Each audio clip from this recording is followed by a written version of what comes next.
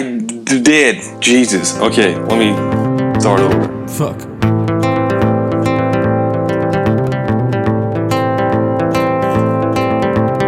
Yes, it's another shitty podcast. Yes, it's another shitty podcast.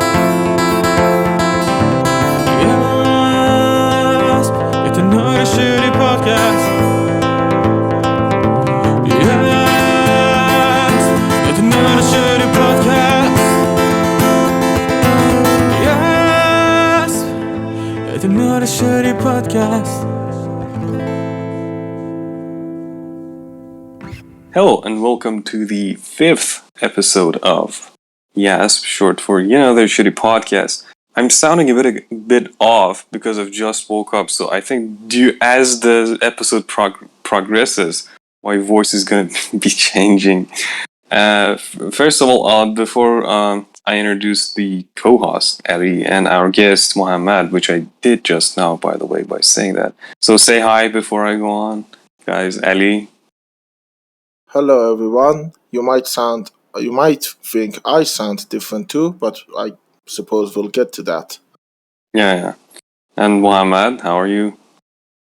Hello there, General Kenobi. Yeah, the usual stuff. Wow, that was not the best kind of introduction, I guess. But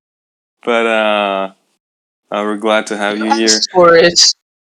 Yeah, thanks for having me. Yeah. You know what? You know how I feel as a guest? Like, whenever you two are probably talking with each other and you're like, okay, we need a guest on this topic and we have no idea who to bring.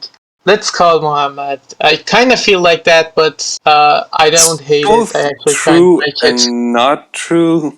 But you're one of the usual go-to guys because you seem to be kind of an avid gamer or avid entertainment connoisseur. So I guess you're gonna be guested many times as you have been already.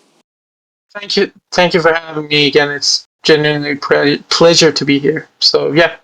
Thank you. Basically, what we're saying is it's a compliment that we constantly think of you when we can't think of anyone else. Exactly. I'll take that. Yeah. So this episode, I'm gonna just address that. Yeah, this episode is gonna be released 2 weeks after it was supposed to be, and the reason for that is that the first week that it was postponed, I had contracted the Rona, and thankfully my case was extremely mild compared to what I see in my friends.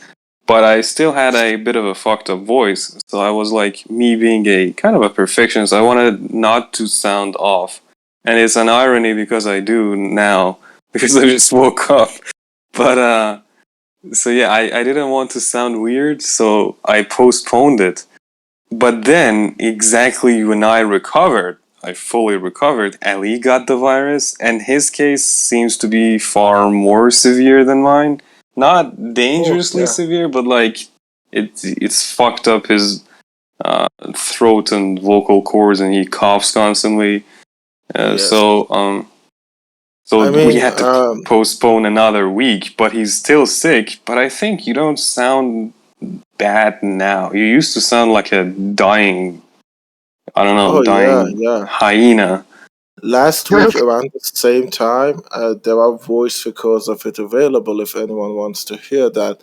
I sounded like a corpse. Right now, I can't talk too much, which, ironically, it's probably someone's wet dream about me that I'm me, but I can't talk very much. Oh god. But yeah, I can't talk as much because I keep coughing, which is why either this episode is gonna be very edited or I need to constantly mute myself and cough. And I'm in my second week. Fuck me.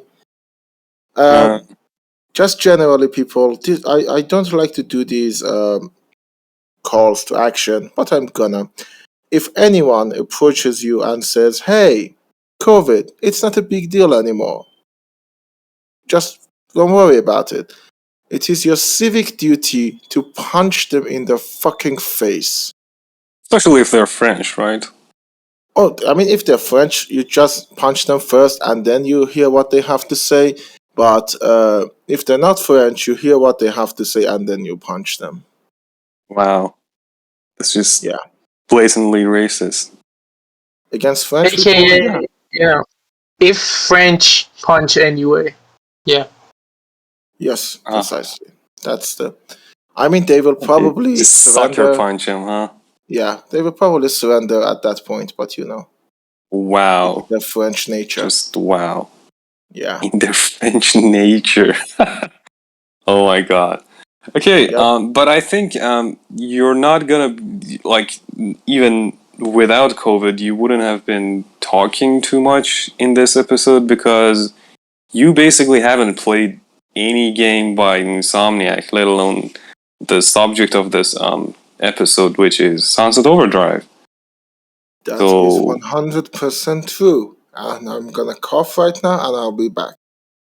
yeah, that you did sound like you were holding something back. So, Yes. before, So yeah, I know you haven't played it. Oh, I haven't played it. I don't even know what it is. From what I realized watching trailers, gameplay videos, and all of that. And I told this to you before we started recording, and you told me to tell it while we were recording. Yeah, Kinda looks like Splatoon. yeah, and I wanted you to say this because they have both drawn inspiration somewhat heavily from another game that we might eventually have to dedicate an episode to, called Jet Set. The Jet Set series. It started with Jet Set Radio. I thought you were gonna say the James Gunn game. What? Lollipop James Chainsaw? Gunn game?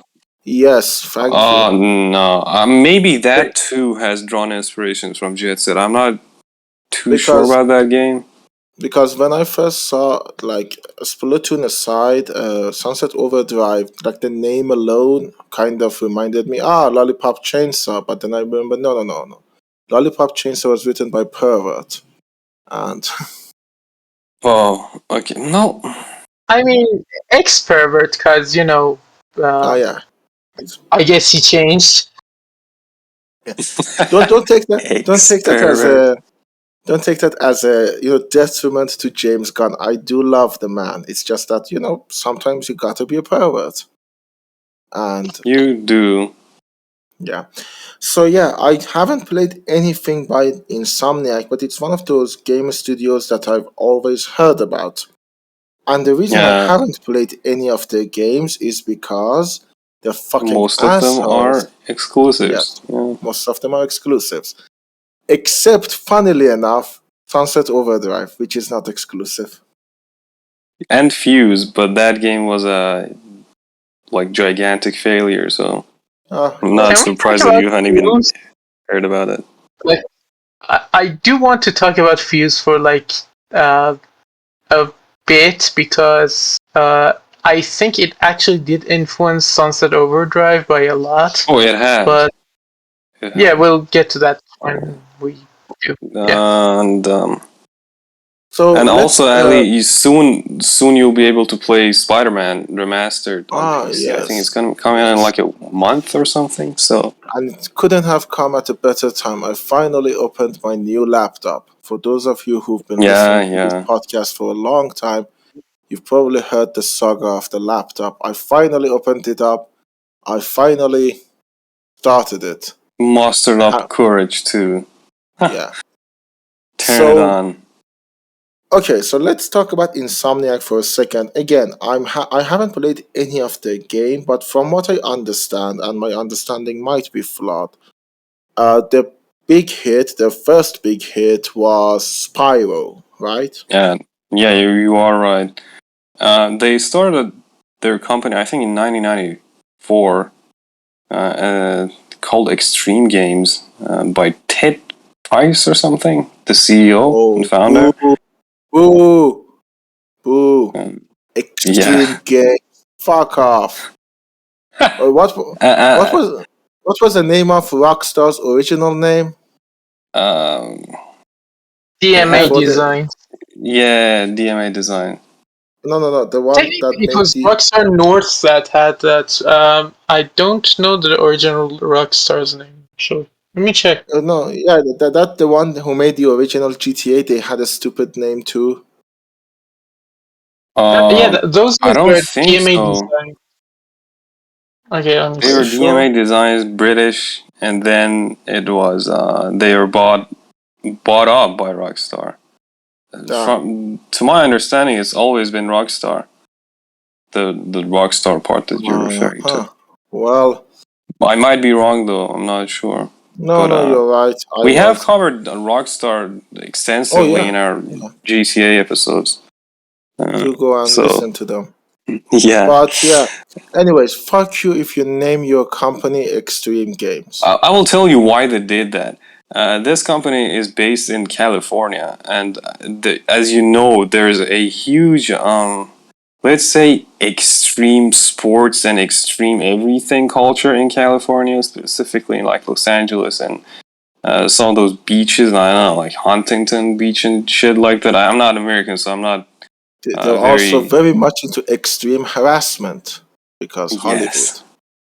Well, exactly, and they have like these subcultures of like skateboarding and doing stupid shit. Like I think half the cast of Jackass comes from that place, and like graffiti. I think it's a very weird place on Earth that like surfers, skateboarders, extreme sporters, people that generally have no regard for life in some sense, gather there. They have a very active, they've had, and they still do have a very active punk culture and music scene. So it's a very vivid and active, let's say, art movement. There's been an art movement, an influential art movement, and lifestyle movement. And I'm not saying it was conscious or that it's good. I'm just saying that it's been a very active. I don't know. Exists. It's a fact of life. It is there. Yeah, it's there, and so there's always been momentum there, and there's always been let's say an extra amount of I mean, you can refuge for the disturbed. Yeah. Oh yeah. I mean, you can quote the mamas and the papas. California dreaming, na na na na na na da da da da da. That's an amazing quote. Amazing retention of the lyrics. Exactly. So, I have seen a lot of Spyro. Going back to Insomniac. It looks like a fun platformer game. Is it or not?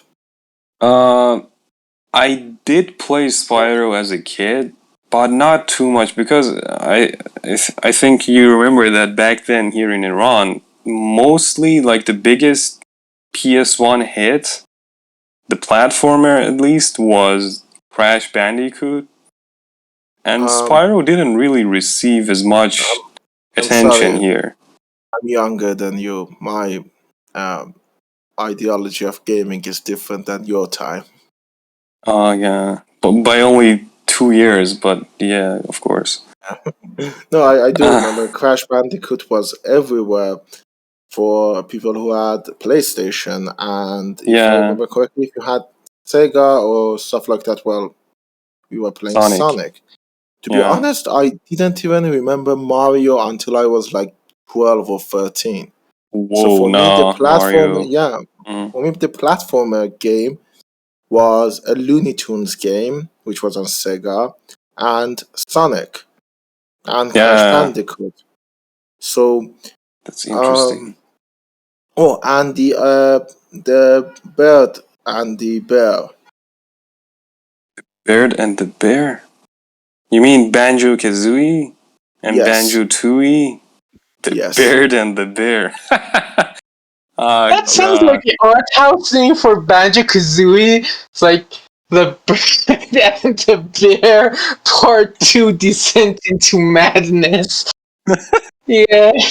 The Fat Bear and the Slim Bird. Yeah, sure. I guess so. They are the ones that I remember. Then I grew older. I remember the Dirty Bear game. Conquer. Yeah, Conker's bad. The fact that I actually understand what you're saying is disturbing to me. You know, well, I wish I couldn't understand what you're referring to. Because I remember that scene. That's why I call it the dirty. I remember the Great Mighty Pooh. It's not a bear, though, by the way. Oh, it's a raccoon. It's like a squirrel. I think it's a squirrel. I'm not sure. Because I remember the Great Mighty Pooh. I don't. Yeah, the Great Mighty Pooh. Yeah, of course, I did. The Great Mighty Pooh, and I will throw my shit at you. It's actually a nice boss. Yeah, and to be honest, it kind of disturbs me that I remember the lyrics to the Great Mighty Pooh more than I remember the lyrics to California Dreaming. I mean, California Dreaming is a harder song, so you know. That is not the worst thing. That is true. And it's not as shocking as an entity. It is. It is when you realize that, you know, I don't know, all of those 70s songs, they were all about like drugs or rape or stuff like that. Beauties of life. Yeah. I was gonna make a joke about Puff the Magic Dragon, but the moment has passed. Anyway, talking about Spyro, so platformer. Yeah, but before we go there, I'm just gonna, briefly in passing, mention the fact that their first game, which actually is a good game, like I've looked into it. I haven't played it myself yet, but I did look into it. It's called Disruptor, which one could say is a Doom clone. And you might not remember, but first of all, we definitely need to dedicate an episode to the Doom series because it's probably one of the 3 most influential games in history of video games, like as influential as Mario. I'm with you.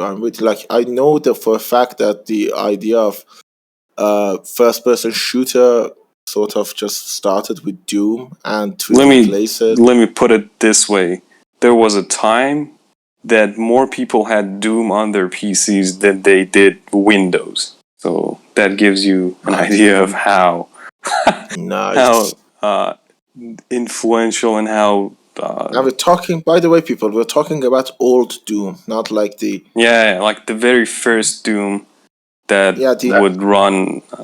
The OG, the good Doom. No, the new ones are still good. Believe me, they're I'm trying to make people angry because angry people listen comments. More carefully. Yeah. Oh, okay. Yeah. So anyways, Disruptor is riding the coattails. I'm doing just a really fun quick note. There's this subreddit that's called It Runs Doom or something like that, and it has every single piece of anything that has ever run Doom. So it's actually kind of like a ritual that people try to, like every engineer tries to run Doom on the most bizarre piece of technology, like from I don't know, Apple Watch to oscilloscopes and like honestly the weirdest one was equipment. The weirdest one for me was a pregnancy test. Like that's I remember. Why do you do that? Yeah, moving on. Sorry for. Okay. No. Don't move on. How do you control it on a pregnancy test? Do you like pee in a specific direction for the character to move? Actually, that's a good question. I don't remember how it was being run. I just remember it, like the graphics and it being run on it. But there are a lot of things that don't have controls. Like recently it was ported to a Lego brick that had like a display. It was running Doom. So I don't know how you would control that either. or on refrigerators, on printers, on billboard screens, on and as a software engineer, I have to tell you that some of these ports aren't actually doom. Like, the people have ported the shit out of this game to run on those things. But the thing about Doom is that the first version is written entirely in what is it called? God damn it! Code.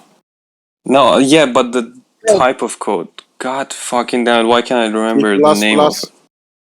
No. Probably not. No, the one that is like. No, the one that is like the closest to binary language. Why am I drawing a blank? UE something? Does it start with U? Like. Okay, I'm gonna search it. Doom original. I remember this because we've had like 8 units of university syllabus on it, and I always excelled at it. God fucking damn it. I mean, it shows how good of a student you are. It's okay. You forget stuff. Assembly. Oh, yeah, thank you. Yeah, assembly. Yeah, it's like written in assembly language, which is like basically the instruction set that you send to CPU. So normally games are nowadays. Weirdly enough, I know another game who I think is supposed to be written in assembly or something close to that, which is Roller Coaster Tycoon, the first one. I don't know about this one, but it is probably like some older games tend to do that. They call it the best optimized game of all time. Interesting. Because, games normally, I mean, nowadays and for a long time, you have development environments or IDEs or SDEs, software development environments, shit like that. And or, if you want to torture yourself, you have that fucking Unity. Yeah, I was gonna say, and then you have like engines on top of that, or maybe sometimes below that, and sometimes they're used interchangeably. But like you have engines or software development environments integrated with that engine, and then that engine is like written in, I don't know, C++ or some shit, or maybe a combination of different languages. And you do use different languages for different parts of the game. And then that is used using a compiler that is translated into the instruction set of the CPU of the hardware that it's being run on. Like if it's, I don't know, Intel or NVIDIA, then you're gonna have DirectX translated into some other shit. And then the last part is being compiled into assembly. And then assembly is compiled into ones and zeros. So Doom skips all of that. It's just directly assembly. That's one of the reasons it's kind of like easier to run on weird ass shit.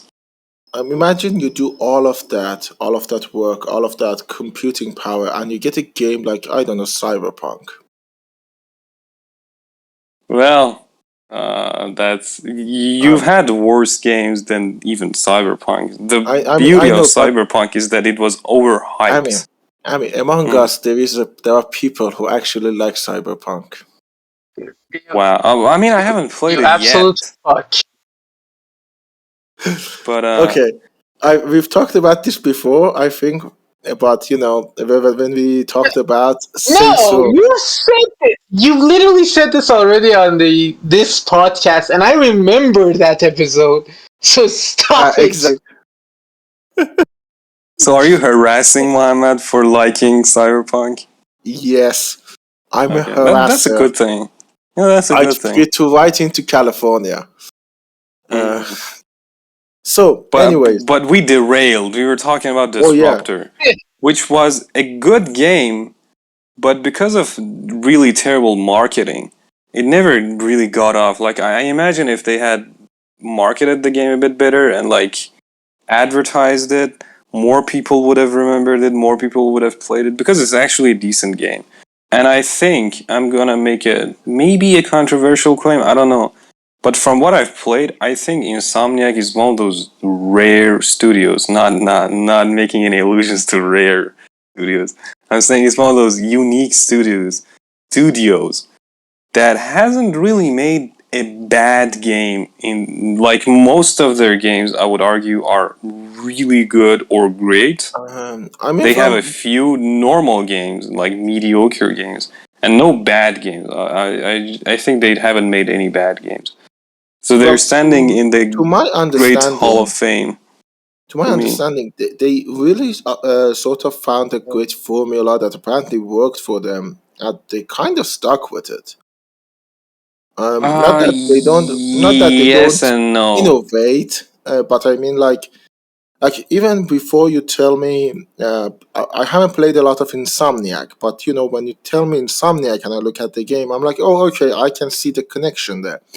I can see the connection from Spyro to Ratchet and Clank to Sunset Overdrive, which we hopefully will get to someday, and Marvel Spider-Man. Actually, there's going to be a lot of build up to Sunset. I know. But I'm harassing you, dude. I think. No, but when we do get to Sunset Overdrive itself, it's going to be short because all of this build up to it is actually the beef of the description of the game, or like I don't know, the heart of the game. By the way, now going back to Spyro, which is a game I actually do know a little bit about. Didn't we have a newer one, like after 2000? We had a remake of Spyro, the original trilogy that was released on PS1, because Spyro did live on even until PS3, but Insomniac wasn't in charge of it. They were just regurgitating shit. Same with Crash Bandicoot, how we had installments up until 360 and PS3 that, like, I think Activision had bought the rights of the game, and it had turned into a sad game series. Yeah, I can understand that. The great news is Activision. No, I mean there is no great news regarding Activision.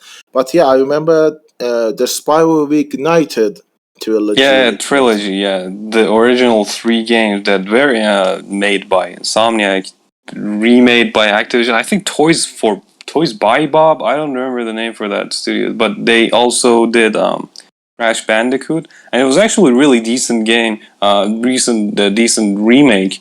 I did play the first 2 games on my PS4. Really good graphics. They had stayed true to the original form of the game. Like it's about time. Crash Bandicoot 4. Yeah, that's different. Do you mean that or the Insane trilogy? No, Insane Trilogy. But I was talking about Spyro, like Insane Trilogy and Spyro Reignited Trilogy. Both of them are really good remakes, for the most part. They have really good graphics. They don't really stray far from the originals. So I would say they're good games. And Spyro is came out in this period of platformers, or let's say mascot platformers, like Sonic, Mario, Crash. All of them are mascots, like they're trying to be cool games. And in a weird way, Spyro and Crash, both like Naughty Dog and Insomniac, were trying to be the mascot game of PS1. But I think Crash was far more iconic, or turned out to be more iconic.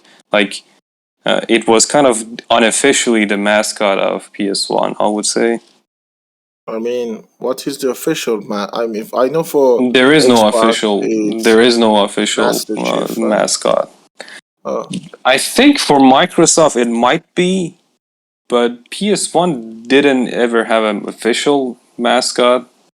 But kind of Crash is same way, like USA doesn't have an official language, but I mean English is one could say the official language of United States. So, but Spyro is I don't know, it's a bit weird compared to other platformers, as in it includes a lot of running, which makes it in some ways more similar to racing games than it does to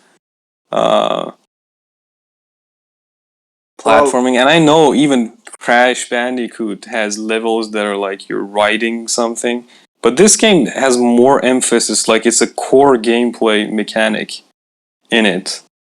I mean, And I suppose that is why it has sort of remained kind of relevant, because it was different. probably, As you Mohammed, go on. Sorry if I went there to be. Yeah, I think the main difference between Crash and Spyro was that Crash was kind of more linear and, in that sense, maybe a bit more approachable than Spyro, because Spyro is more of a collectathon. Like, you're collecting a lot of stuff in the environment, and well, it's not technically open world. The environments are, as far as I remember at least, quite bigger than Crash. And I don't know whether to say it's to the detriment of the series that it didn't turn out to be as big as Crash, because I think Crash coming earlier was also a benefactor to its success. But yeah, I think it was generally more complex, especially in a time where 3D platformers were just starting, and yeah, that's my 2 cents, I guess, on the That's subject. actually a really good point. The open worldness to it. It's not open world, but you're right. It kind of lacks a uh, direction in like a storytelling. Not a storytelling. Like you're presented with a premise in the game. You're given the story, but then you're free to pursue your method of progressing through the story, as opposed to being spoon-fed the direction like in a linear game. So you're right. It kind of, especially for kids, it's like both a good thing and a bad thing for kids, because kids are actually like extremely wondrous in the sense that like they do whatever they want regardless of what you tell them to. They're very creative. Yeah. So maybe the game being more open world or more lenient in letting you what to do is more appealing to kids. But then again, it could be more difficult for people to like know what they're supposed to do after a certain amount of time. From what I understand, and again, I'm talking as an outsider, as a spectator, not as a experiencer. It feels like from what I've heard, when people talk about Spyro, they talk about, oh, it's a cute character, it has a cool mechanic and stuff like that. Nobody talks about specifics. In regards to Crash, you talk about specific levels, like, oh, there was this amazing level where you were running towards the camera, for example. I really don't know, because I haven't talked to many Spyro fans, and I know that there are huge Spyro fans out there. Yeah, there is a bunch of YouTube channels that I watch who are big Spyro fans for some reason. But in my idea, and this is also a teaser for an upcoming episode, hopefully at some date, it's a difference between Age of Empires 2 and Age of Mythology, in a sense that in Age of Empires, you kind of have a lot of great mechanics, a lot of great stuff, but in Age of Mythology, you have great moments. Now, in this example, it doesn't work, because Age of Empires 2 was a massive success, while Age of Mythology sort of led to the ruin of the franchise, sadly. But here, just, flip them away, flip them, and you'll get what I mean. Yeah, before we go on to Ratchet and Clank, I was just going to say one of the things that has been borrowed from Spyro into Sunset Overdrive is the humor and the characters, because Spyro is a very, let's say, I'm not going to say satirical because it doesn't satire anything, but it actually does. Like, the characters are a lot Californian. like they're cool and they're like, oh, dude, not all of them, but some of them. And it's like parodies a lot of stereotypical characters in a way, and it's because. Sorry again for interrupting. You might say they smell of weed if you were in games, so you know. Yeah, like it's obvious that the developers and the creators of the game were infusing a lot of their personal experience and the environment that they were living into the game, either consciously or subconsciously. We can now do the. Wait. We can now do the Puff the Magic Dragon reference. Yeah. Puff the Magic Dragon, for those of you who don't know, is a song from 1960s which is supposedly about weed. Yeah. That was the reference. Pyro, the magic dragon, is in pursuing the magicalness of the dragon. Yeah. There you go, Ali. I gave you the segue you needed. Thank you so much. So you can stop harassing him about Cyberpunk. No. I will harass him about other stuff. I will harass him about not loving everything everywhere all at once. I will find stuff to harass him about. Let's not open that can of worms. I'm yet to watch that movie. Yeah, oh, but let's not digress even more. Anyone who listens to this, go watch that movie. It's great. But yeah, let's talk about Ratchet and Clank, which I know there is a new game of it out. That far, not new now. I think it came out 2020, early 2021, or maybe late 2020. I'm not sure, because it was a PS5 launch game. Yeah, and I know for a fact that Ratchet and Clank has a very shitty animated movie, which I've actually seen. Yeah, that came out with the Ratchet and Clank reboot in 2016 for PS4. Sucked. Like, I mean, it's so I haven't watched bad. it. I haven't watched it. It's so bad. And not only on a technical level, which it feels unfinished. Like, it just feels unfinished.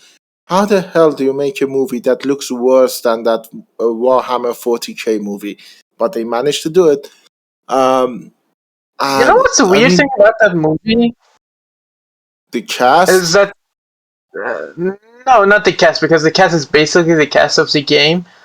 The weird thing about that movie is the fact that the quality of the animation in the cutscenes of the game they released simultaneously with the movie, which again was a reboot, was better than the movie itself. Which is so fucking weird. What?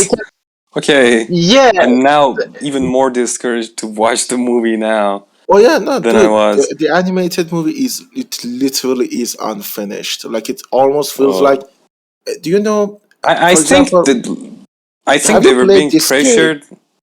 Oh, it is a cash grab. They were being pressured by Sony. It is a cash grab. But have you played this game where I don't know? Let's call this game like CB 2070, where textures doesn't load properly. Whoa. Yeah.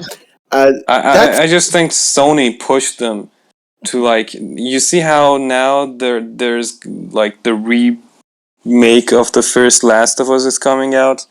There's also like the TV show of Last of Us coming out, and they're kind of trying to make them come out approximately at the same time. I think Sony was like trying to, because Ratchet and Clank hasn't ever been a hit. I think Sony was trying to like draw attention to the game through the animation, and I think they fucking tanked that, maybe. I mean, the problem is that, from what I understand, Ratchet and Clank is not the most kid-friendly thing out there, and by kid I mean like toddlers. Of course, yeah. Like, it's not this in the same way as Sonic or Mario. It has a more adult edge to it. But the animated movie, it looked at the same time too cutesy and not cute enough. I see. Like it. I think. I mean, Sorry. I think the problem is Sony pulled a Sony, and if you know Sony Pictures, it's the experience is disappointing, but not surprisingly disappointing.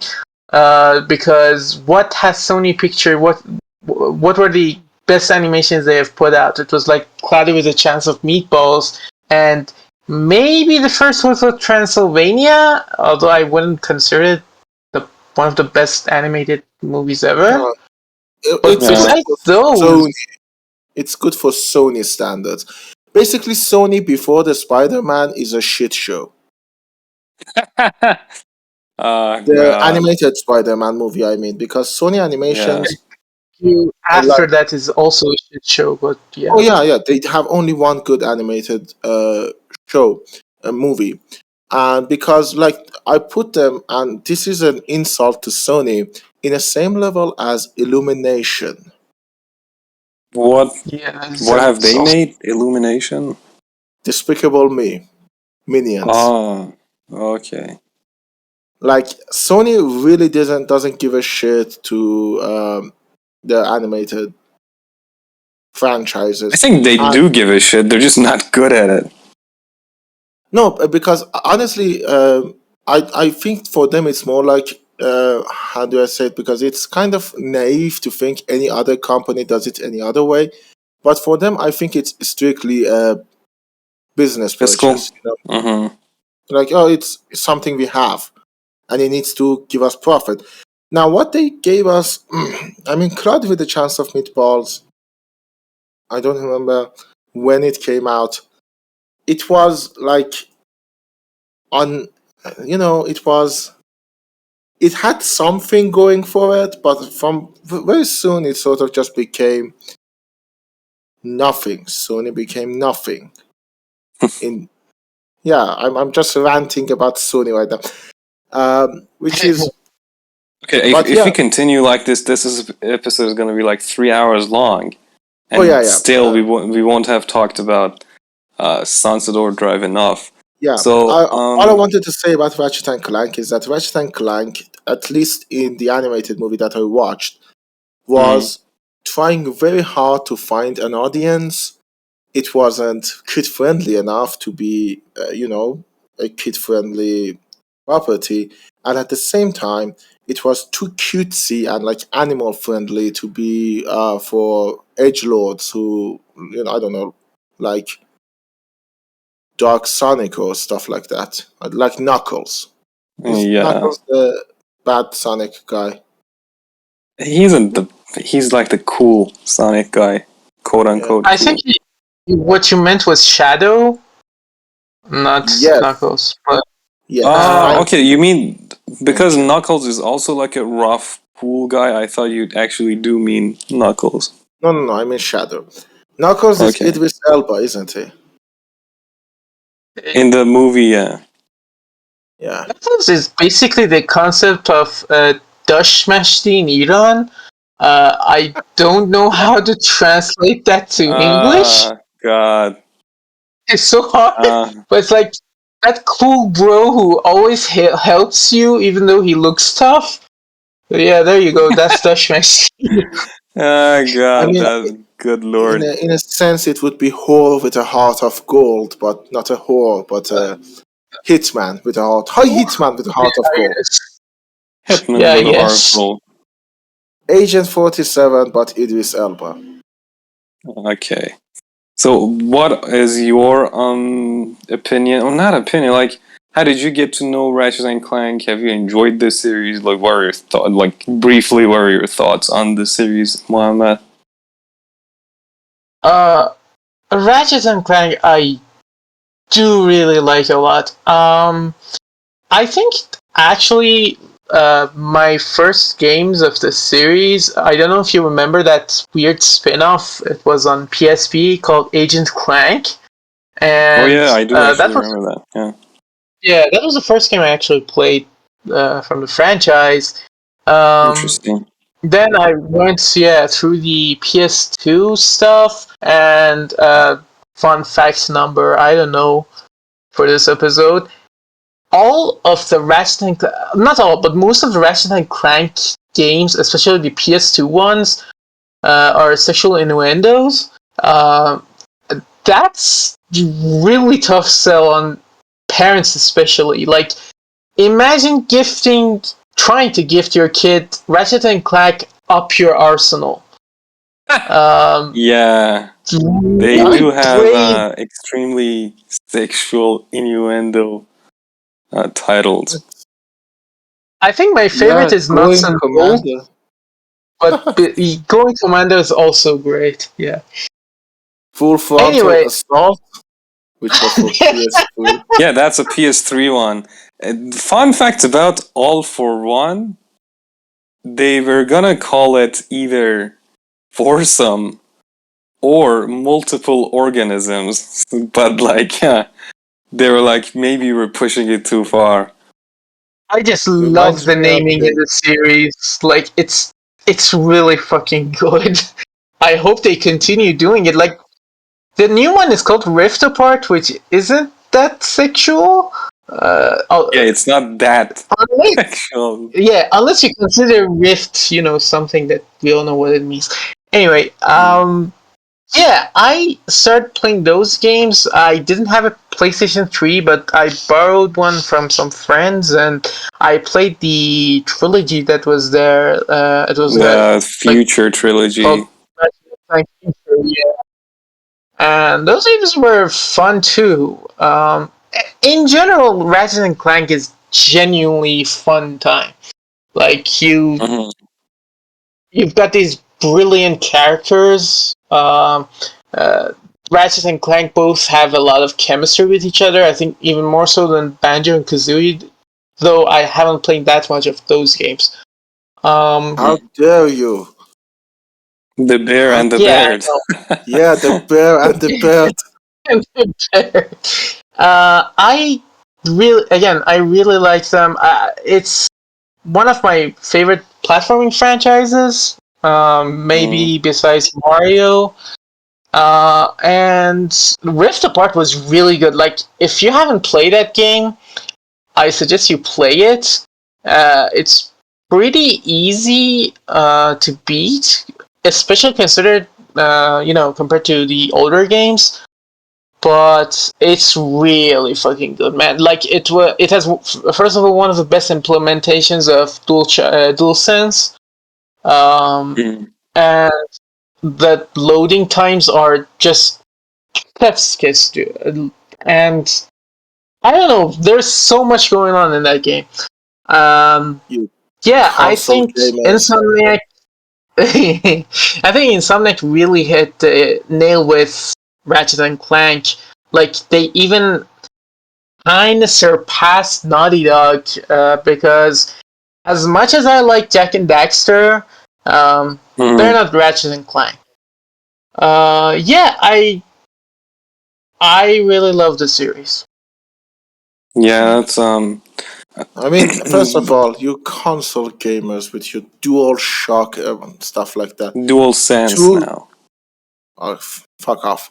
The true gaming comes from a mouse and a keyboard, and you need to wait 10 minutes for your game to load.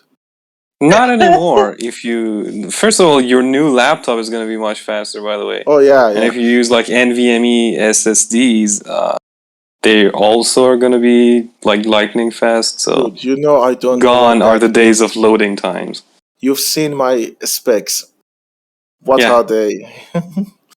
They're really good. You have like a 3060 and 60 gigabytes of DDR5. Yeah, it should be DDR5 RAM with a hefty CPU and fast. Now I can play Crusader Kings 3 with like 5 minutes of loading time instead of 10. Probably 2 or 1. Nice. So, Ratchet and Clank, again, I do actually want to, like, one of the things in my future, my itinerary, is actually going to a bunch of old platformers, because I think it's one of the things I haven't gone to. Like, my biggest platformer memories are the last parts of Half-Life, So yeah. so you First should person have. platforming, it's always fun. I want to Oh talk about Ratchet God. and Clank briefly, my own experience, because I just recently played all of them because I had missed every Ratchet and Clank. Like the first Ratchet and Clank that I, except for the Size Matters one on PSP. God damn it with these names. Except for the Size Matters one on PSP, I Oh hadn't fuck played it. any Ratchet and Clanks, except for like 2016 reboot. So I had played that. Then I played Rift Apart, and I was like, I don't understand the story for this thing, because Rift Apart is a continuation of the unrebooted Ratchet and Clank. Like you have to have played all of the previous ones to know what's going on here. So I started playing Ratchet and Clank 1, 2, 3, the HD remastered ones on PS3. I actually bought a PS3 not solely because of Ratchet and Clank, but because of the exclusives on PS3. And guess what? Fuck you, Sony, for that cell architecture that you still can't emulate properly, even on a PS5 after like 2 decades. God damn this Oh, dude, architecture. don't get me started on emulators and all of that, because like the gaming industry is so fucked up right now. Okay, a quick side note, did you see what the fuck Ubisoft did? What did they do now? Deletion of games, you mean? Yeah, They they deleted what and where? they deleted a bunch of Assassin's Creed games, and not just you can't buy them anymore, you can't play them anymore, even if you have them. That's why piracy is a Is blessing. fun. Yeah, fun. Yeah. To quote James Stephanie Well, Sterling, two, piracy is fun. but two quick notes on that. I think like you can still download it if you bought it, you can't buy it anymore. And two, so I don't know if you have seen the new game from them, Skull and Bones. The tagline is "Long live piracy," and sweet, sweet irony that is. Um, Yeah. Ubisoft is in a dark place, and I'm not even gonna open it. Yeah. We need That's to all. focus more on Yeah. Insomniac.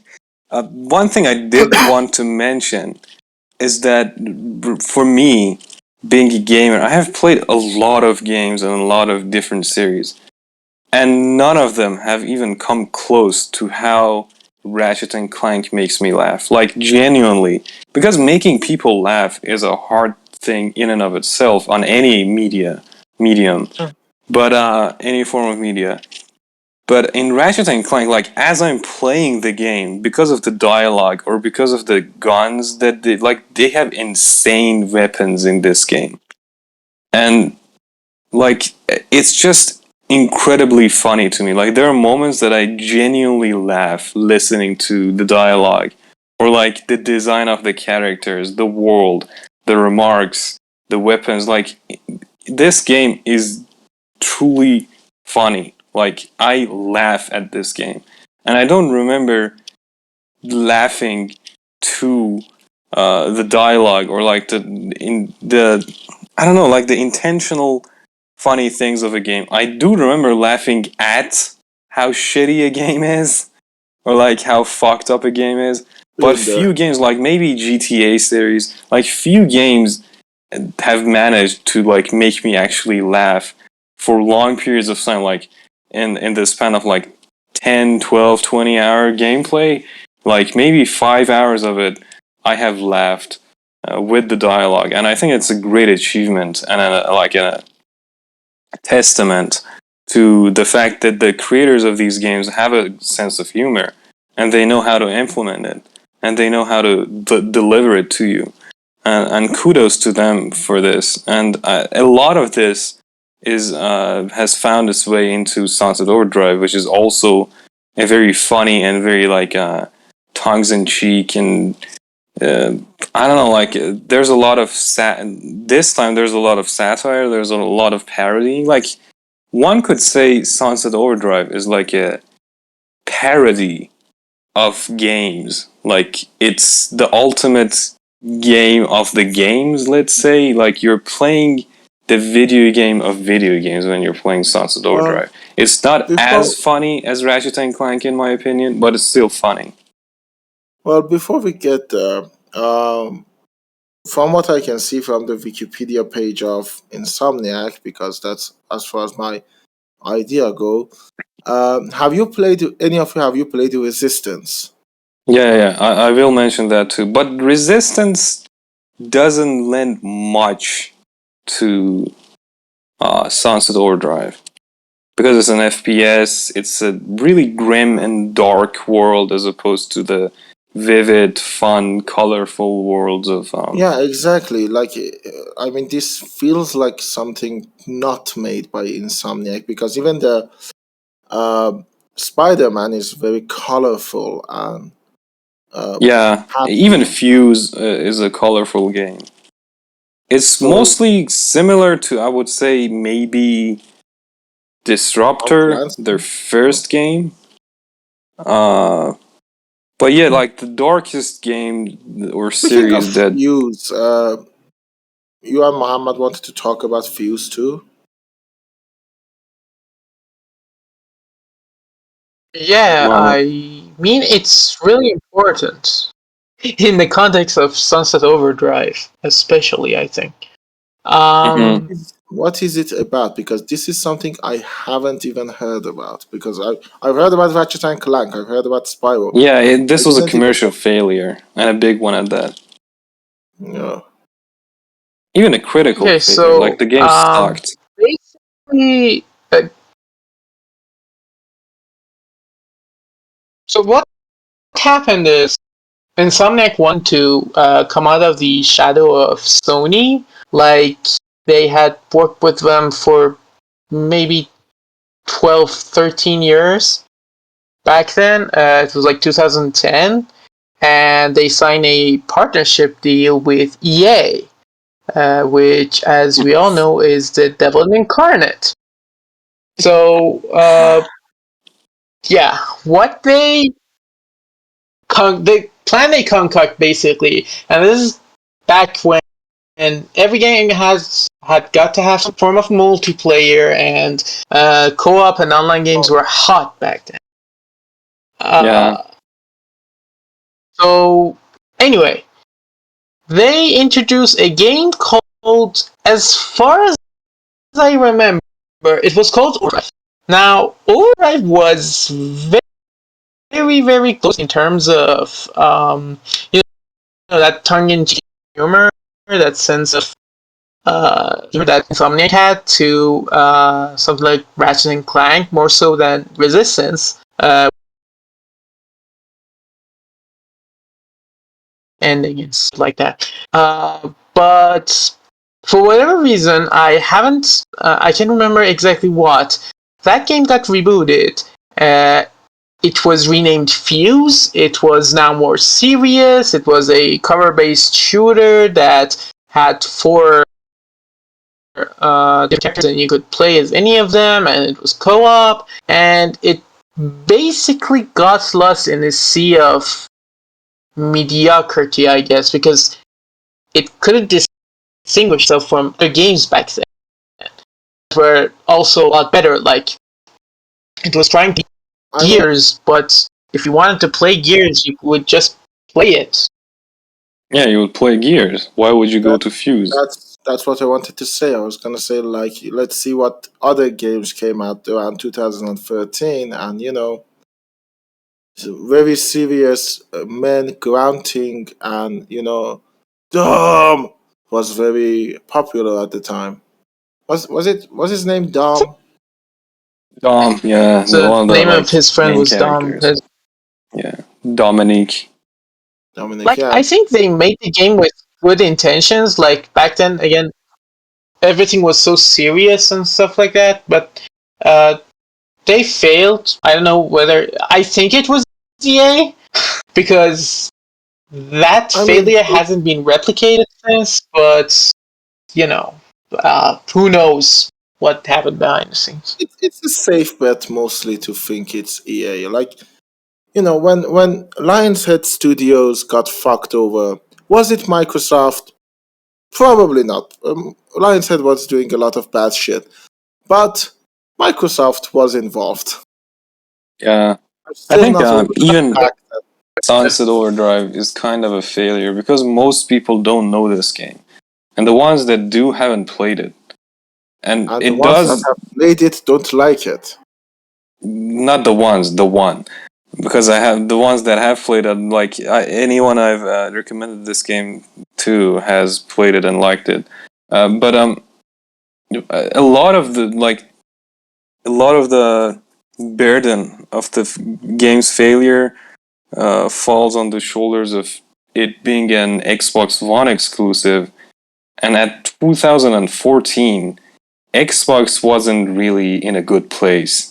Like, they were in a quagmire. They were in like a sinking ship, and this game was released on it.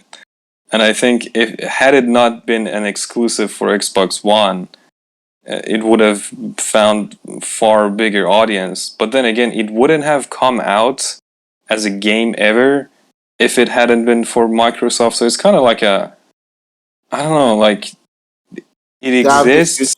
Damned if you don't. Yeah, like it exists because of Microsoft, but it got fucked because of Microsoft.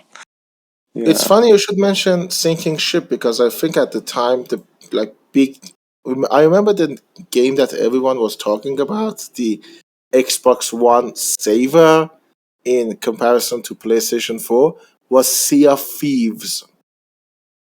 Even that, I don't know. Like Xbox One good game, it's a really shitty game. That one I have actually played.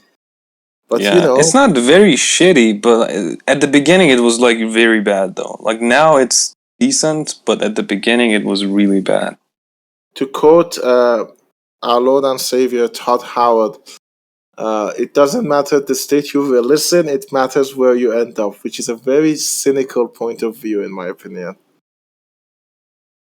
Yeah, but anyways, before we go on, there's one Ratchet and Clank that I want to there is few things that I want to mention about Ratchet and Clank that have again been imported into Sunset Overdrive. First of all, it's the crazy, let's say, smorgasbord of weapons that you get to choose in these games. Like, you have insane weaponry in Ratchet and Clank. You have a weapon which is basically a character called Mr. Zircon, which, by the way, evolves into having a family. Like, you have Mrs. Zircon and the child Zircon, and when you level up the weapons, you like unlock the children and the family of Mr. Zircon, and they each have a different character, and they like communicate with each other. So like as you're playing the game and you're using this weapon to kill the enemies,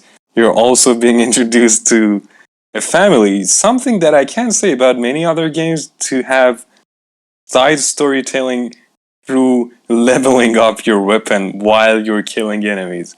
It's unique to this game.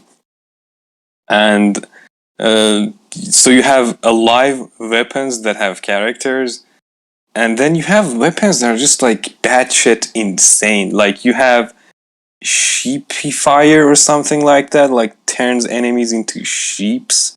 You have pixelator that like turns enemies into 8-bit and 16-bit video game aesthetics, and even the voice of those enemies turns into like SNES, Sega Genesis games. I'm a little bit confused, so I'm just asking for my own clarity. Are you talking about Sunset Overdrive weapons or Ratchet and Clank weapons? No, I'm talking right now. I'm talking about Ratchet and Clank weapons. Oh, but the thing is, Sunset Overdrive weapons are no different. They're as crazy. Like, they are basically Ratchet and Clank weapons in an alternate universe is what they are. Like, they are as crazy and made with the same intention. So you have like a weapon in Ratchet and Clank that makes the enemies dance, and you actually have a trophy for the 2016 reboot to make every enemy and every object danceable in the game dance. Like you have to make the boss fights of the game dance to get that. You have to make the vending machines of that game dance. So I'm just trying to say that like Insomniac has had a rich history of developing insane weapons that you can't find in any other game, and I very much like. And they are also present in Sunset Overdrive. And there's also one installment in the series of Ratchet and Clank, Full Frontal Assault. God damn it with these names. And that is the element of tower defense. That game was a really, really mediocre, by many standards, probably the worst Ratchet and Clank game ever. But you don't like tower defense games? It's not that it's not bad because of being a tower defense game. It's bad because it's a bad tower defense game. Okay. Yeah. It's okay. Weird thing, because my brain is heavily medicated right now. Did you know Warcraft 3, the strategy games, has a tower defense section? Really? Yeah, and it sucks. Go ahead. I didn't know that. So anyways, Full Frontal Assault was a really, really mediocre game and kind of felt unfinished. Like I've just recently finished that game, and you could play it actually co-op. Like I think one of the reasons this game sucks is that it's focused on being played online. But anyways, it's a tower defense game and not a good one at that.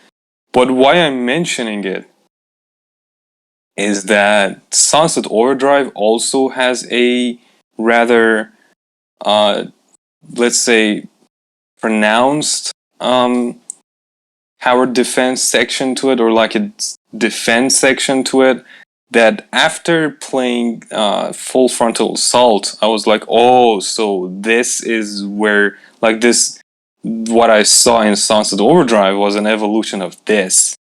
So I had to mention it for this. Fuse, other than the maybe lost ambitions that were then transferred into Sunset Overdrive, and the art style, I don't think it has much to do with Sunset Overdrive.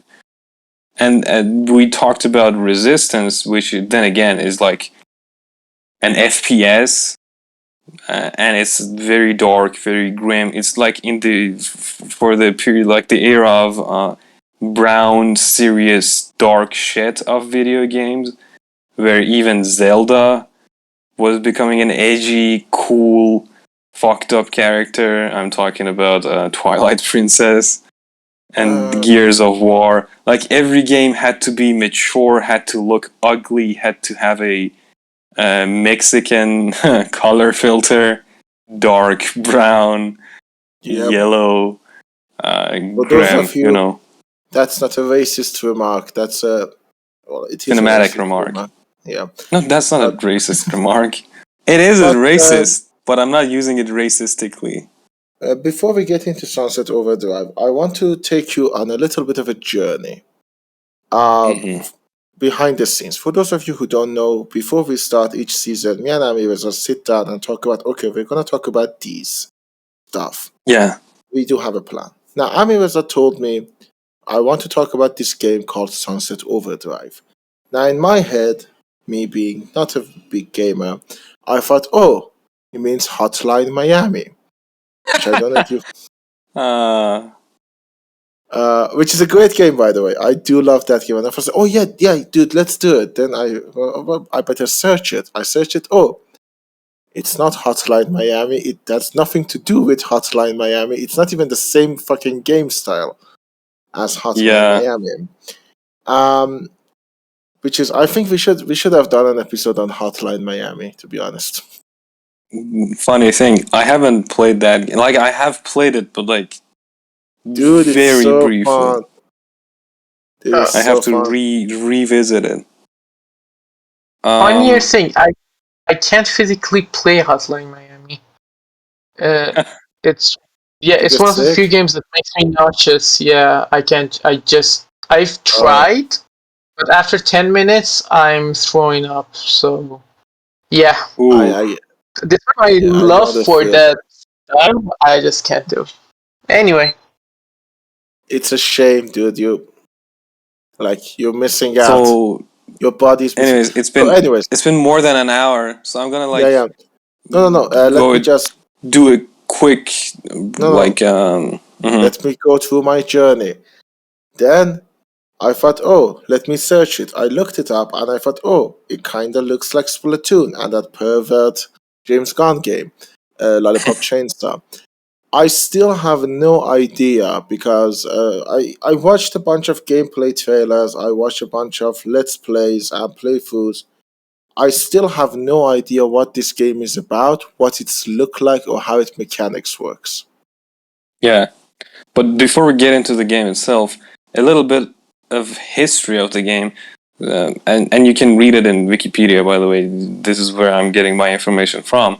It was basically the development of the game started after Resistance 3 in 2011. The creators of the game are Drew Murray and some other guy that I don't remember the name of him. I know, Drew... Smith, sorry. It's actually the director for Resistance 3, so he pitches the game to Microsoft, or a couple of publishers and Microsoft picks it up, if I remember correctly. Yeah, and the reason the other ones refused picking it up is because Insomniac wanted to retain the rights of the game. And Microsoft, knowing that how big of a company Insomniac is, and in some way that I think they were like, yeah, Insomniac has always made their games for PlayStation, so this is gonna maybe kind of be a fuck you to Sony. And it's funny because after Sunset Overdrive, Sony bought Insomniac Games, so maybe it was a move in the right direction in the sense that like they finally found a home, I guess. But anyway, so this game was pitched by Smith and Drew Murray. You mean kind of like what Sony is doing with Bungie? Not maybe, I'm not sure, but yeah, I guess in some sense it could be said like that. But anyways, so the game was pitched in 2011. Microsoft picked it up, and it has a rather interesting story as to like apparently Drew Murray was in Microsoft headquarters and he was on his chair mimicking what the game would be like, and I can only imagine what it was like. And to have a little bit of background on Drew Murray, he grew up with the punk subculture, like the zines, the magazines, like the community made magazines that are shitty, and like teenagers make them themselves and they like photocopy them and like attach that shit to, like, it's a culture in and of, like, you might say yet another shitty magazine. Huh? Holy yeah, like yet another shitty magazine. It's a very do it yourself, DIY subculture. So he grew up with that, and there's a lot of that being transferred into this game. And initially the game was supposed to be serious and a survival game. Like it would have been much more like The Last of Us, I imagine. Like during the day you would have to go and scavenge the city, and at night you would have to defend your base. Like that zombie game, which a new one came out. It was supposed to be like DayZ or Daisy. I don't know how to pronounce that game. No, not that one. No, I know. I'm saying this one was supposed to be like that. Games that came out in 2020. I think what Ali means is either State of Decay. Nope, it's Dying Light. Oh yeah, I was gonna say Dying Light. Yeah, and it was actually not gonna be third person. Like there was some point kind of breaking up.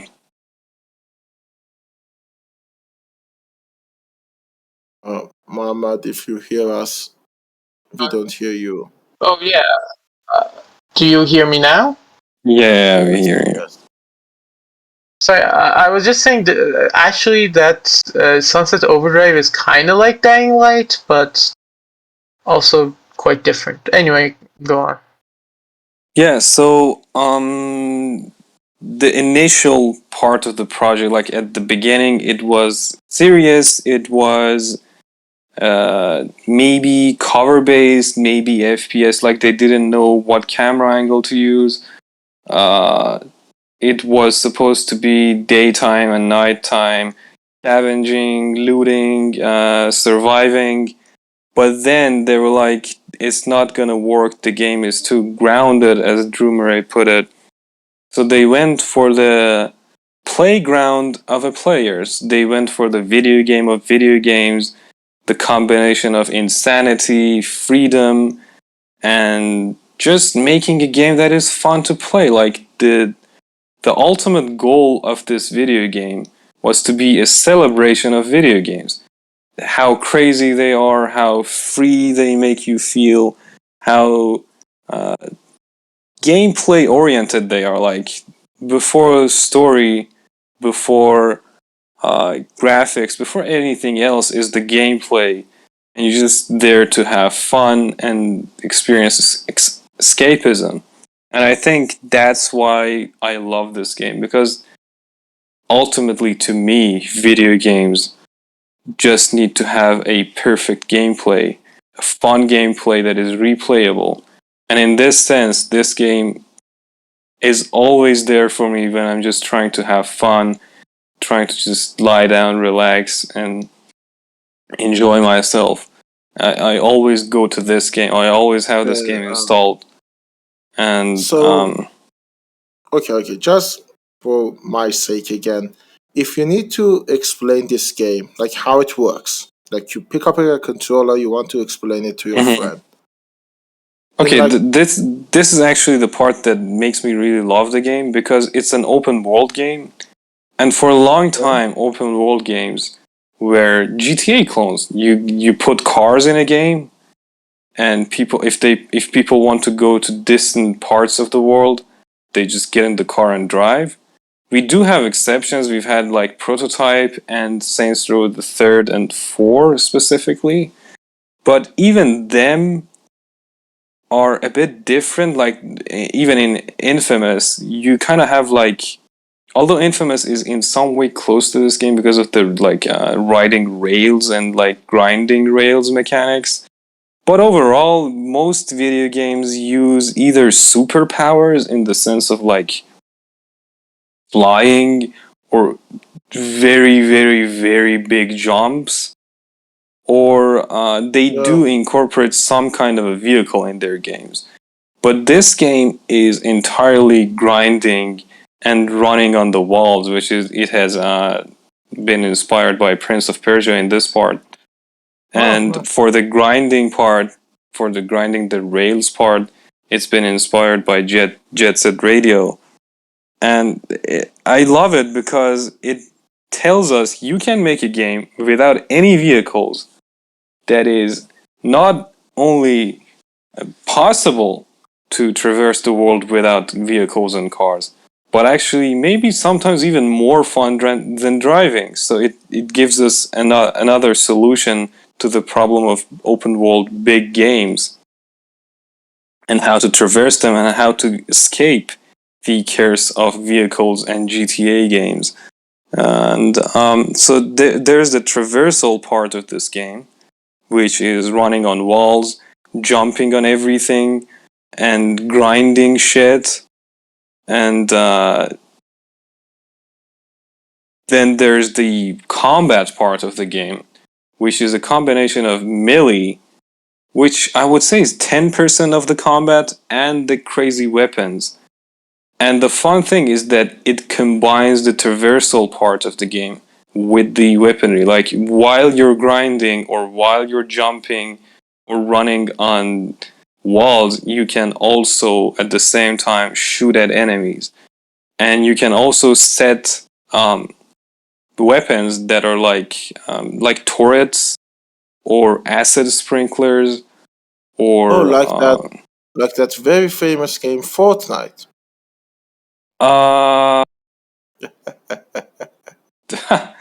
Yes and no. So like you have stationary weapons or like weapons that are like let's say autonomously attacking the enemies, and then you have active weapons, and through traversing and jumping and melee and those weapons that you have stationed and the weapons that you're actively using, you can create a lot of mess, quite a mess on the screen. No pun intended, no sexual innuendo. It is sexual innuendo, dude. This is YASP. Like, half of what we talk about is sexual innuendo. Of course. So anyways, gameplay... go on, Mohammed. I was saying YASP is basically built on sexual innuendo. Yes. And sexual frustration. Yeah, true that. So anyways, that's the gameplay of the game. Okay, you talked about all of the positives, and we know you love the game. Let's kind of trigger you. Mohammed, what's wrong with this fucking game? Okay, so while many of these things, I mean, as I said, are true, like, there are so many crazy weapons, and the traversal is actually quite fun. Like, I genuinely think that's the best part of the game, and if you want to play this game for any reason whatsoever, I think you definitely should give it a try. Basically, when Ali actually told me that I have to talk about Sunset Overdrive, and it got me thinking about why I don't like this game. It pretty much boils down to three things. First of all, I guess it's just a bit too much. And here's the thing: I'm an old man. Like, I kind of enjoy slower games. That's not to say I don't love fast games. Like, I love Doom, especially newer ones. But for me, Sunset Overdrive was quite... Sensory overdrive? Yeah, overwhelming is maybe the word I'm looking for. Like, there's so much going on at every second on your screen, and I'm gonna rant actually about something that I thought I would never do, and that's the fact that I actually played this game on Xbox One, and the frame rate is capped to 30, and it's perhaps not the best way to play this game. Oh, yeah. Yeah, maybe if I play it on PC and with a higher frame rate, it will play better, but I didn't enjoy the gameplay that much because of how much, stuff was going on. And playing this game on 30 frame rate is abysmal. I agree with you. Like, it's a nightmare. You gamers. Yeah. We movie nerds, we only deal with 24 frames per second, and we're happy with it. Oh, believe me, I'm someone that actually loves 30 frames per second, prefers it over 60 FPS, but maybe, again, that was one of the reasons I didn't enjoy this. The second reason, I think, is level design. Despite the fact that the game, it motivates you to use different methods of traversal, either from grinding on wires or on rails that are everywhere, or wall riding and stuff like that. There isn't much incentive to do the activities that the game has prepared for you, like as far as I remember, the mission structure in that game, like it was really bare bones. Like go there, kill destroy 3 hives, kill a bunch of zombies, and that's over. Maybe again, I have to say I played this game for 10, 12 hours. So I think I was at the halfway point, and I can't speak to the whole game, but it's I think my 5 experience. hours because the game is like 10 hours. It's a short game. Okay, yeah, maybe I'm mixing up with something.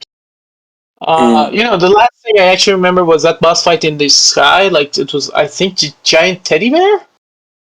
Yeah, That's not what the physical yeah, mascot. yeah. That's one of the last things I remember from the game. And thirdly, and one of the things that actually breaks my heart is I didn't find the game's humor funny, and I didn't find the story attractive.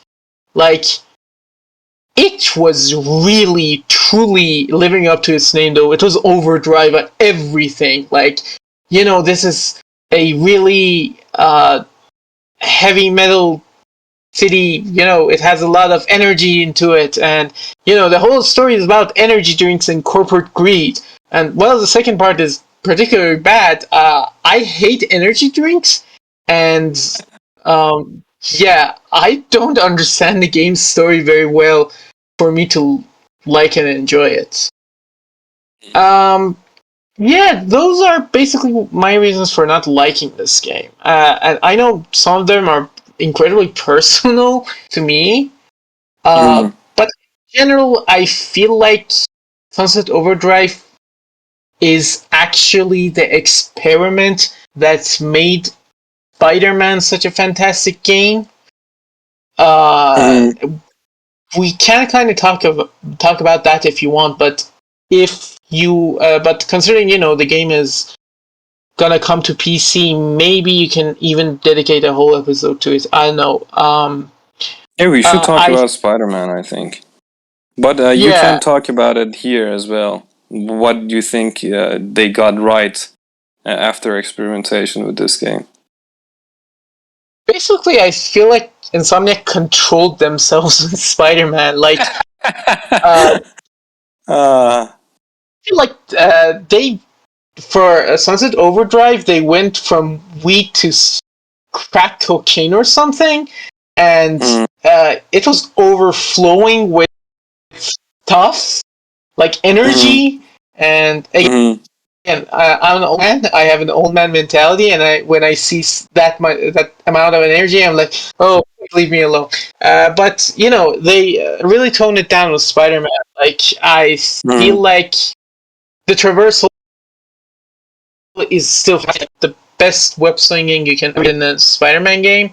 The overall story is a lot better. The mission structure hasn't actually improved. Like, there's still a lot of go there and defeat X amount of bad guys, but I find the combat in Spider-Man a bit more fun because of Spider-Man. I think they worked on the exact like about Sunset Overdrive. They improved it, and that's why it's so good in my opinion. I don't know, Amir, do you feel like these improvements were made in from Sunset Overdrive to Spider-Man? Oh, of course. But that was actually a good point about the game being too much. And I hadn't thought about it this way, but despite my calm appearance, like I'm a very calm person if you see me, like if you hang out with me. I have a yeah, but inside me. Sorry, I needed to do that. Sorry. No, yeah, but inside me, like if you talk to me, if you get to know me, I'm a chaotic person. That's why Ali laughed.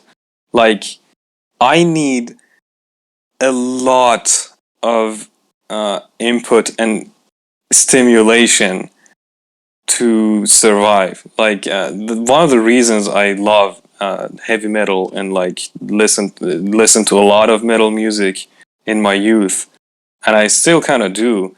And one of the reasons that I don't have ADHD, but I'm ADHD-esque in the sense of I need everything in like 2x speed. I listen to videos on 2x speed. I do multiple things at the same time. Like I play video games, listen to something, and talk to people at the same time. Because if I don't do that, my brain is gonna like go insane. Like there's just so much energy and activity in my brain that has to somehow be fed. And if I don't do that, it'll just start bothering me, my brain. So I think that's an interesting point that you mentioned about it being too much. And I hadn't realized that that's one of the reasons I like this game personally, because it's too much. Exactly, because it's chaotic. Because when I'm playing this game, there's so much going on that I don't need any other input. Like when I'm playing other video games, sometimes I listen to music aside from the music of the game, or I talk to other people. But when I'm playing this game, I can do that, but I don't need to do that. And speaking of music, this game properly introduced me to the new wave of punk, or maybe called it I'm not gonna say post-punk, because to me, I think the proper name should be neo-punk, maybe. But anyways, I Are think we this gonna game... get into that thing where what is new metal and what is not? No, I'm not gonna do that. I'm just gonna say that I think this game has for me, has one of the best OSTs ever. Because first of all, it introduced me to some of my all-time favorite bands, such as Bass Drum of Death and Radioactivity. But I think overall, the punk music in this game is amazing. It goes I very feel well with the chaotic nature of it. I feel so old that when I hear punk bands, all I can think of is the Clash. You're not old. That's like the height of punk was the 80s. And it was a very short-lived, let's say, movement, which goes very well with the nature of punk. It's short, Yeah, but it's like a burst of energy. Much like this game, actually. Like, this is a short game. You can finish it in 10 hours or maybe even 8 hours. But it's like a burst of energy, as Mohammed put it. So, what makes it distasteful or like unlikable for Mohammed makes it the ultimate game for me, because it's like a burst of energy. It's full of shit. It's insane. It's all over the place. And it's like it's attacking you. It's attacking your eyes. It's attacking your ears. It's attacking your brain. And I think I love it because of that. And as for the story, I think it's actually like the story of the game overall is first of all very meta, in the sense that it's like the Deadpool of video games. Like it's referencing a lot of video games and a lot of, like, let's say mm, pop culture. It's kinda making like Saints illusions. Row. Yeah, but even more than that. Like, this game is just, as I said, the video game of video games, or celebration of video games, as they put it themselves. It's kind of like Scott Pilgrim, the movie, but the video game. You know what I mean? Like, they're trying to be meta about everything. Like, the characters are making fun of video game tropes. The character is completely aware of the fact that he's in a video game, playing a video game. He's a character of a video game. And like, there are I get what you jokes, mean. and like in some of the parts of the game, you're using the HUD of the game inside the game. Like, the character grabs the HUD of the game and attacks the enemy. Or like, there are parts, like, you see how every video game you have something on top of the head of the people that are gonna give you a quest. One quest of this game is that you go to a guy that has one of those on their head, and you're like, so what do you want from me? And they're like, I don't want anything. And you're like, then why do you have side quest on thing Quest logo marker. on your head, and they're like, oh, because I'm actually kind of tracking them down, and I'm collecting all of them. So would you like, if you insist, would you go back to all the people that gave you the side quests and get their like logos back for me? So this game has a lot of that going, and I understand Mohammed for not liking it because it borders on being a bit cringe sometimes. Like it sometimes overdoes this it in an unfunny way, and that's why I said Ratchet and Clank to me is far funnier, because Ratchet and Clank genuinely all the time makes me laugh. This game fails to do that. This game fails to be that funny. But I do find it funny. I do find it interesting. I do find some of the parodies of video games and stereotypes found in the industry interesting. But it is all over the place. Like, it doesn't even have time to build up a good joke, because all the time you're just making references to everything while having the insane gameplay. Like, this game is truly punk. Like, if there's ever a punk video game, this is it. And Drew Murray. Oh, by the way, speaking of punk, there's actually a guest appearance by King Bazo of Melvins. If any one of you is into punk, you would know that Melvins is like one of the legends of punk music. So there's that.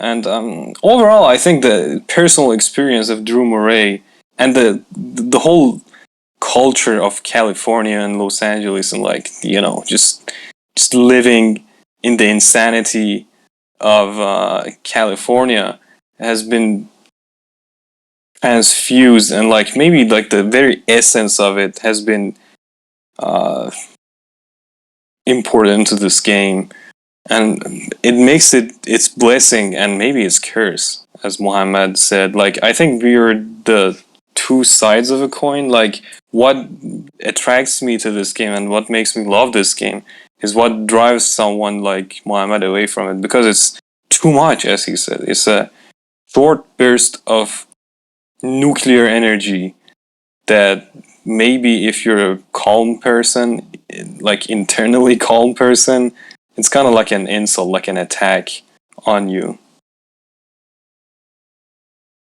Ha ha ha ha ha, because you called Muhammad an internally calm person. I know both of you too much. Yeah. But okay, you talked about, first of all, you talked about how they made fun of games. We need to ask, do they make fun of Peter Molyneux? Not directly, but indirectly, yeah. Oh, nice. David Cage? David Cage, I'm sorry. David Cage, there's not making fun of, interactive storytelling games in this game, as far as I remember. And I've just recently finished my third playthrough, so I should remember if there was any making fun of that. I mean, I'm pretty sure, like, every games that ever want to make fun of other games probably makes fun of Gabe Newell to some extent. Of course. I was gonna say, they don't make fun of games that are not even considered video games to begin with. So they don't go so low as to make fun of pieces of shit like David Cage creations. Yeah. Because they're not even video games to be made fun of. Haha. By the way, if you want, people, go back, way back to our first episode, which was about Solar Opposites and Detroit Become Human. Back then, we were doing like double features, I guess. I don't know why. Yeah. Because we didn't tend to talk 2 hours about the same subject as we are now. Yeah, true. But go back and listen to that one. And Solar Opposites, new season came out. It was mediocre. So, as could have been expected. Yep. Speaking of talking for 2 hours, as I said, I am heavily medicated. So, of course. Is there anything, Mohammed, is there anything about Sunset Overdrive specifically? For Spider-Man, I agree with you that I think when it comes out for Windows, I'll be back.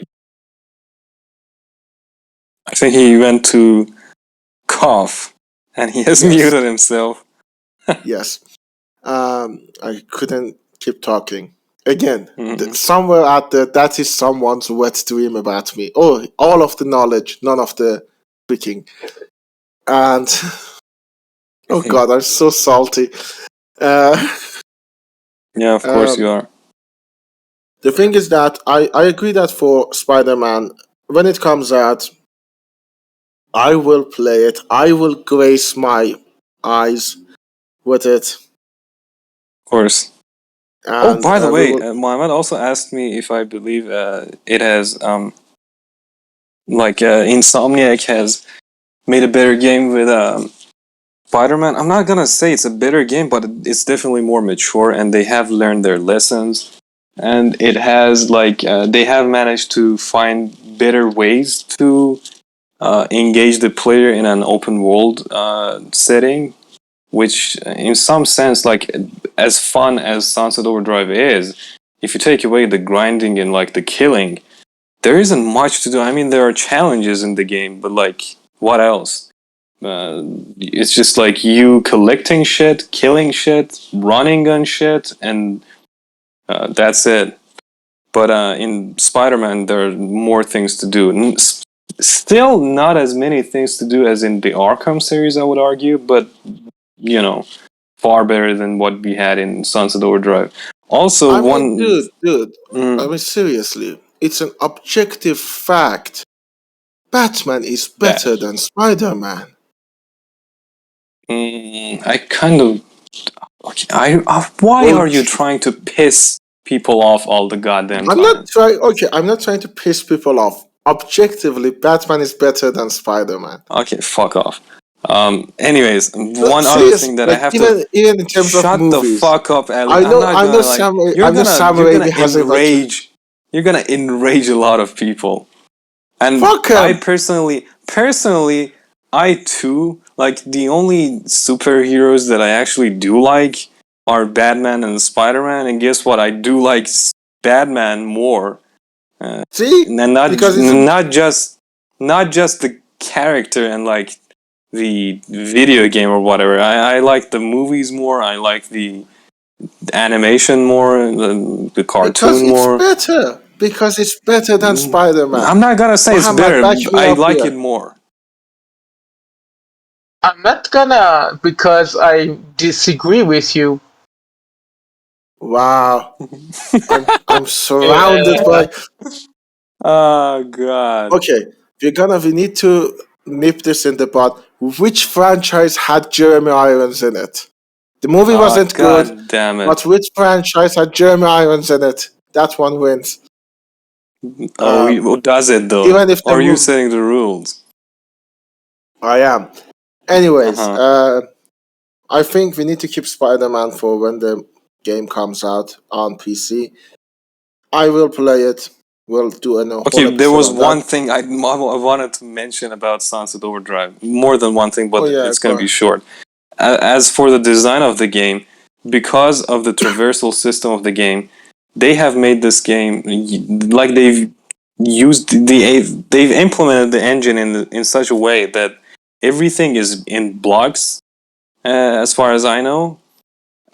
So the build, when you're designing the city, they have made it blocked, they're different blocks, vertical and horizontal. And by the way, one of the interesting aspects to this game is that they have tried to make this game as vertical as it is horizontal, in the sense that they want you to go up and down, not just explore the world horizontally as it is in GTA.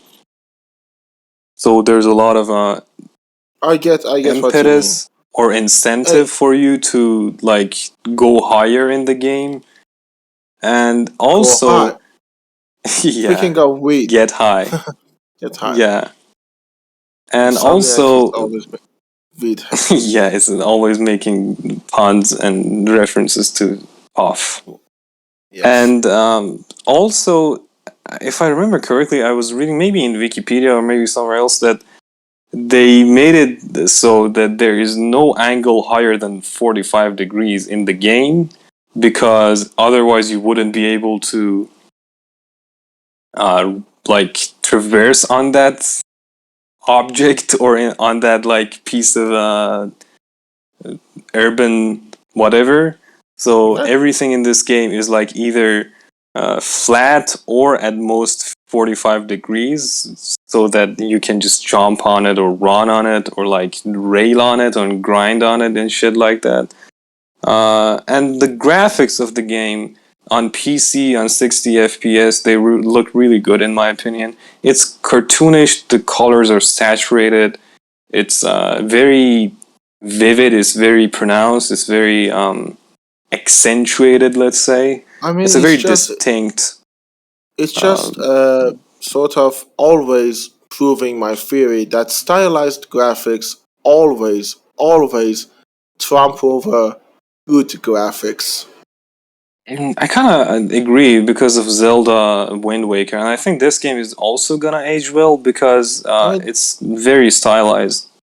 Dude, Minecraft. Yeah. Which I've been playing a lot, by the way, recently. Wow. Interesting. Yeah, it's fun.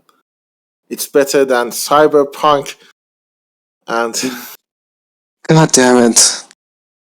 But I'm done with this. I could talk 10 more hours about this game and Insomniac, but I have to hold myself back. I mean, I would have accompanied you, but I had a bunch of melatonin an hour ago, and I think my brain is fried. Yeah, so Mohammed, if there are any finishing or final things that you want to say, most specifically about Sunset over all years.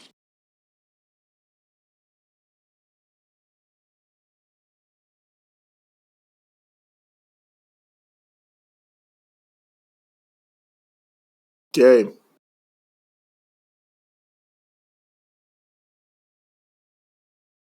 It's also on Game Pass, so you can also pirate it. You can pirate. You can always pirate it.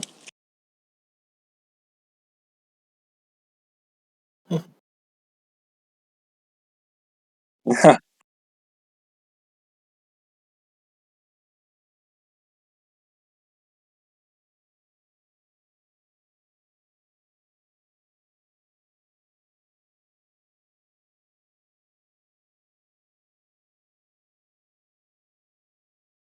I don't think you hate it. Do you hate it? Yeah, because hate is a strong word. Yeah. Or you can be me, who doesn't even play it.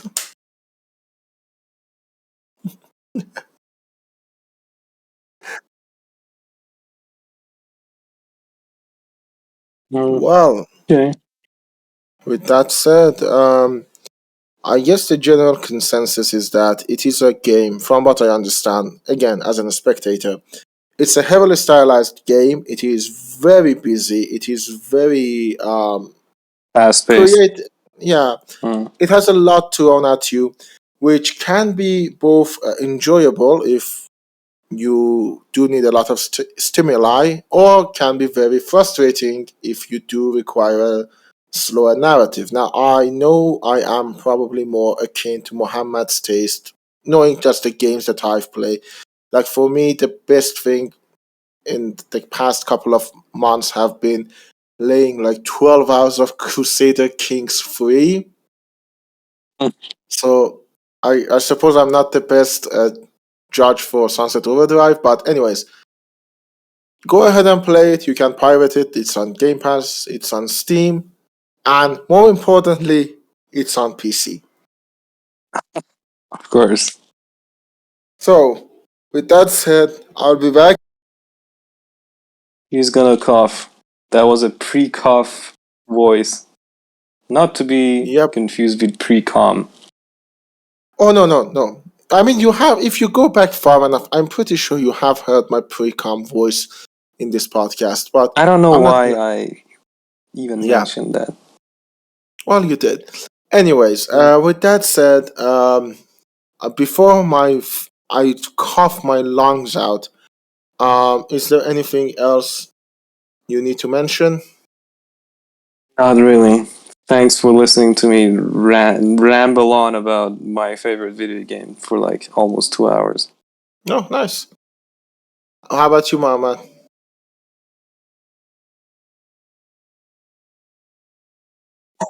Fuck. Oh, that was great. Yeah. I think we should really do a Persona episode. I will never play Persona just to spite you.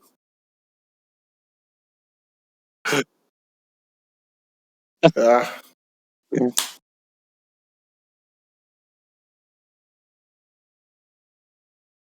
Thanks for being here. Yeah. Well, An honor. just to, Jokes just so you aside. know, you will be back. Yeah, definitely. You'll be back. You'll be back. Like, not even, we are planning to have you on. No, you will be back this season. One of the episodes, you're going to be the guest. Yeah. But, yeah. Well, by the way, people, watch that episode. If you think we pissed you off this episode, that one is going to be so much better. Oh, God. With that said, I guess we will see you all next episode, unless, and this is a real possibility with how things are going with my COVID, we die.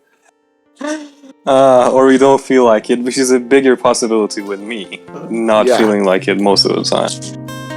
Yeah. We will see you all later.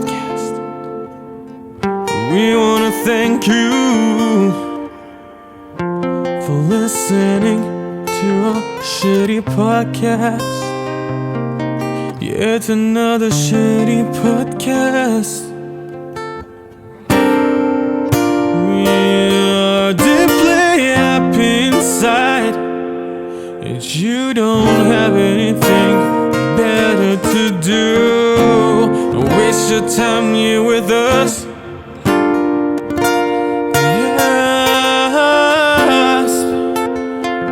Yet another shitty podcast. Another shitty podcast. Thank you for listening to our podcast.